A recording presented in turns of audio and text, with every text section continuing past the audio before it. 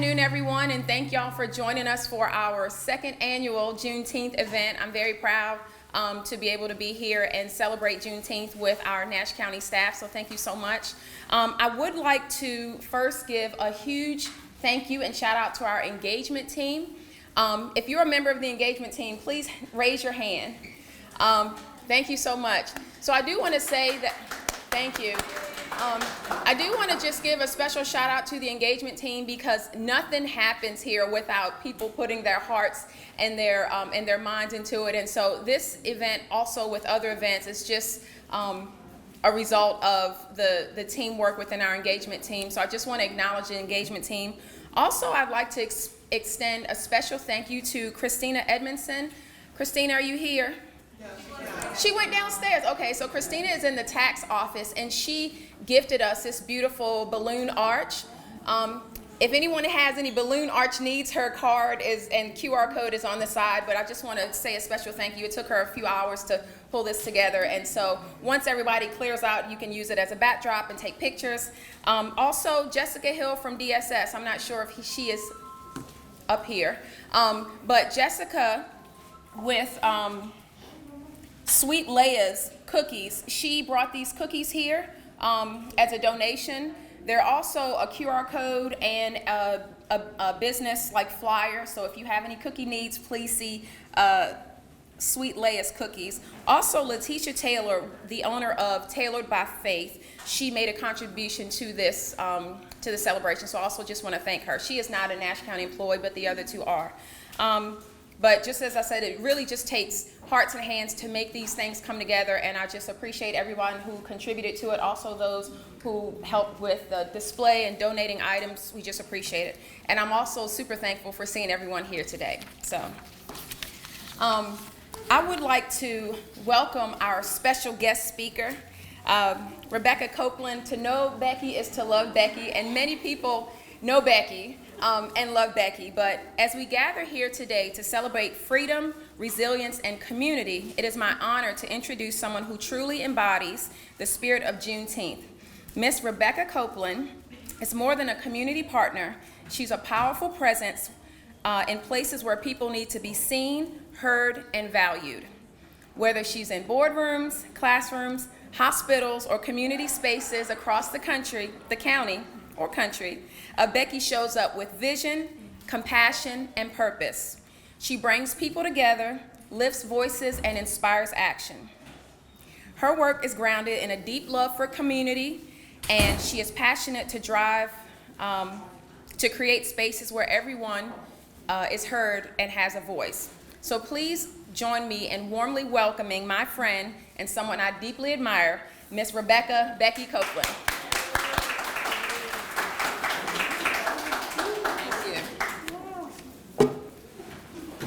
Well, let me just make sure. Can you hear me okay?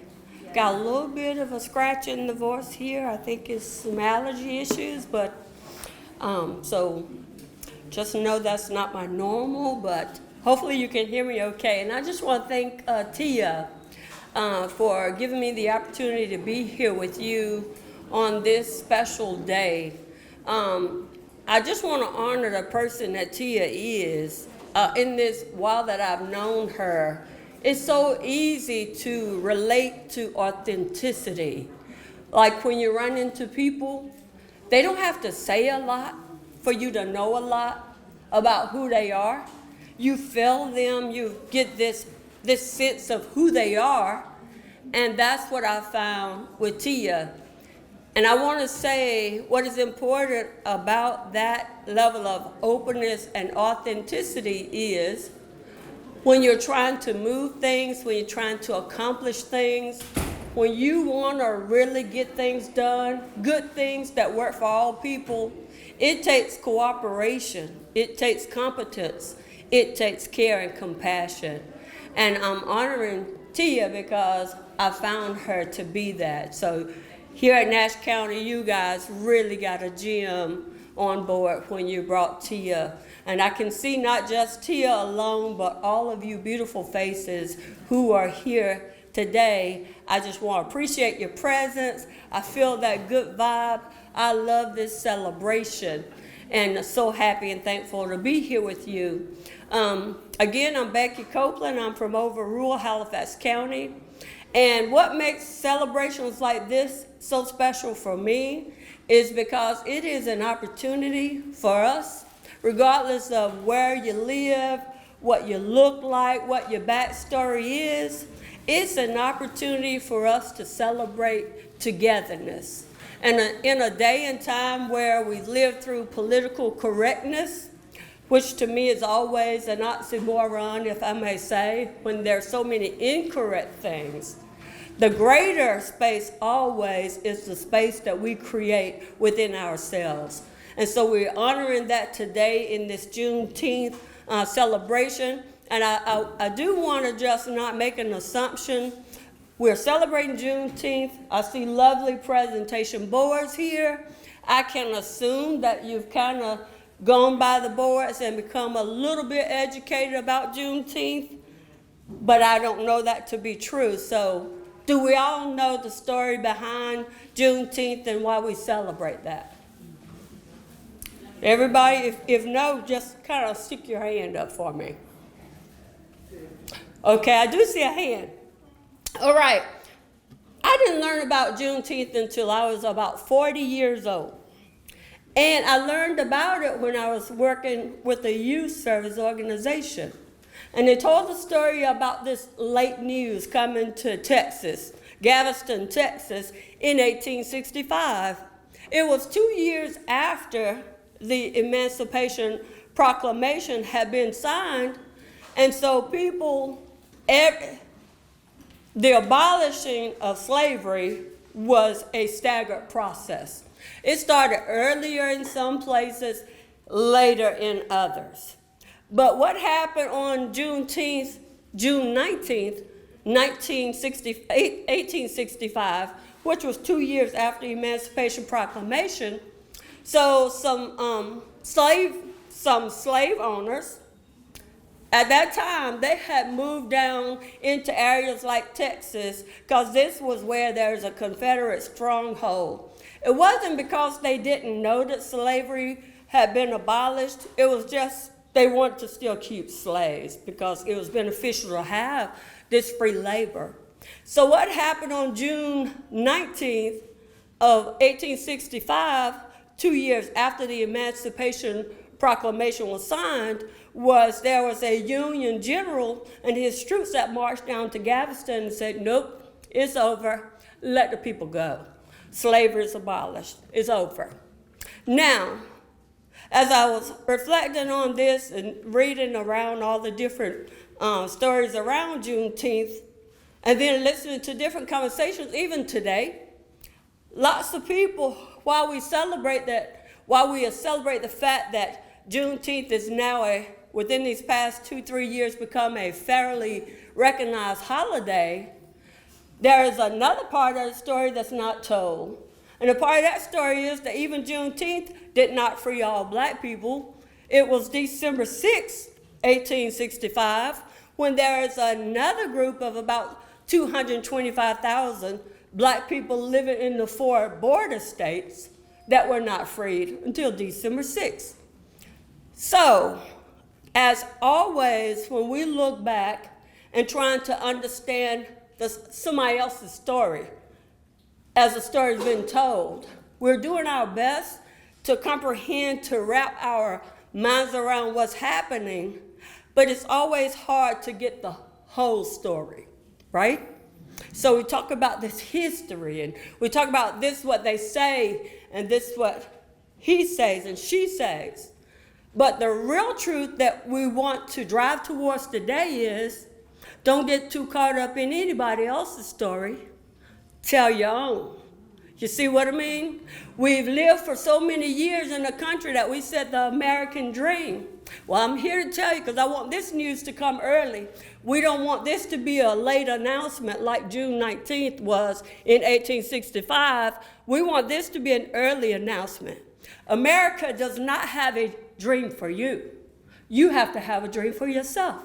It doesn't mean that we cannot agree as a collective on things that matter and priorities, but the person who is solely responsible for the dream for your life, the vision for yourself, it is you, nobody else. And I was talking with Tia when she was inviting me to this. I was telling her about this notion that I've just recently started to entertain. And it's this notion of social justice. How many times do we hear that conversation within our news media, in our day-to-day? Social justice. We all need to fight for social justice. How often do we hear that? Does it seem like it ever happens? Wonder why. It's a good reason. It's a good reason why.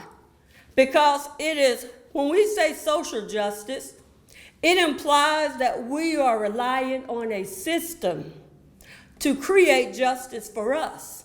And remember, we're talking about the same system that hadn't done its best job at many things for many years, right? And that's for a lot of reasons. I don't want you to think that I'm bad-mouthing that. It's just intention is everything. And we never really know people's intentions. A lot of times, like my aunt used to say, my Aunt Ruby would say, "Shook, they did the best they could." So maybe they were doing the best they could, but separate and apart from any of their intentions, you have to set your own intentions. And what we would want to encourage you to do today is don't think social justice, think socially just us. It is socially just us. I am responsible for my choices. I am responsible for when I see you, do I see you as somebody I want to embrace or somebody I want to hate? Do I see you as somebody that I want to hold back or somebody I want to elevate? That's a decision that I have to make for myself. We can choose love over hate. We can choose hate if we want. But even in the sign in your window, it says that we rise how? It says that we rise together. So I want to put this out here for you to consider that is not left for any system anywhere. Because I love telling the stories of history, right? And Juneteenth, and whoever tells the story, because the story can change depending on who tells the story. Remember that proverb that say, until the lion tells the story, the glory of the hunt will always go to the hunter. So what that is telling us is there are voices that have not been heard. You've not told your story. You've not told your story. And until you tell your story, the world will never know, and it cannot even balance itself because we are not holding our roles in society. So I think about Juneteenth, and I know it feels like I'm bouncing back and forth. But I just want to do that overview about that because we're in a day of information, and feel free to go back and research and hear all the different versions of the story. But the main point of that for me is information comes late to a lot of people. Same as then, it is now. Sometimes even in the workplace. It doesn't travel in the same pockets at the same time. It staggers. That doesn't have to be a bad thing, because the real thing that matters is when you get the information, what do you do with it then? Do we just only complain about it being late? Or do we take positive, progressive actions whenever we get information? What do we do with that then? So, I want you to know that we are who you become when you know who you are. What am I saying? The actions that I take against you is not an action against you. It's an action against myself. We are part of a collective, and anything that we create against the one or for the one, we create it against or for each other. because there is really no separation in us, because what? We think about ourselves as Americans. We think about ourselves as a part of a global system. Our reality is that we expand so much further than that, that we are stardust, that we are part of a cosmos. And when you think that things are happening to you and against you, it's only the perfect alignment. It's the road to where you're intended to go anyways. It's the lesson that you need to take with you when you get to that next space in life. So, if I can encourage you to do anything today, is to not play a blame game about anything and anybody else, to look deep within yourself, especially in a day when you turn the news on. I really just want to have a cup of coffee and get the weather. And I can barely make it through the cup of coffee. So I had to make a decision. You know what? I'm going to turn this off. Because you know why? It's not going to stop my joy. It's not going to interrupt my peace. It's not going to cause me to be upset about things that other people are choosing for them. They are not choosing this for me.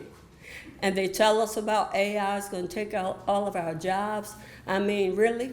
If you don't sit down in front of the television with a clear sense of self, you probably won't be able to come to work tomorrow. Because there's so much chaos.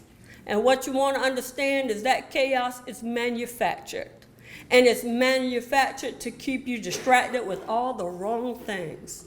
Your priority today and forevermore is you and who you love, and being the best you. When you come outside of your space, how do you represent yourself in a way that feels like you? Not what the world thought about you, not about what society told you who you should be, but who you know yourself to be.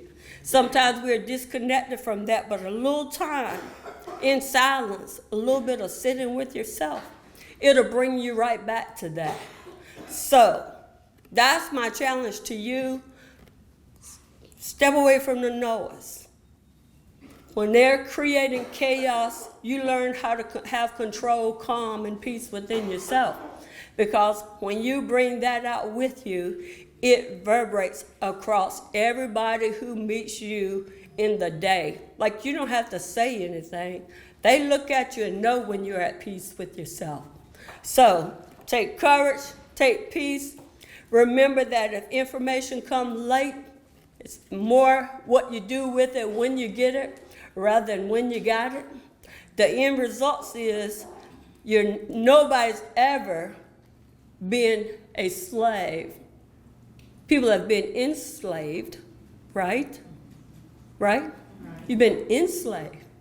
But those people who they brought and put in shackles and bondage and withheld wages for, wasn't because they were lazy people.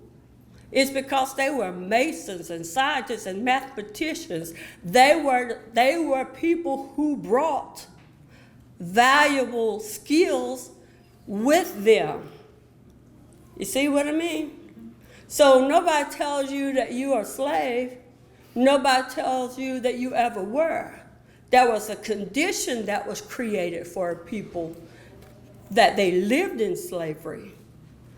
But you were always masters.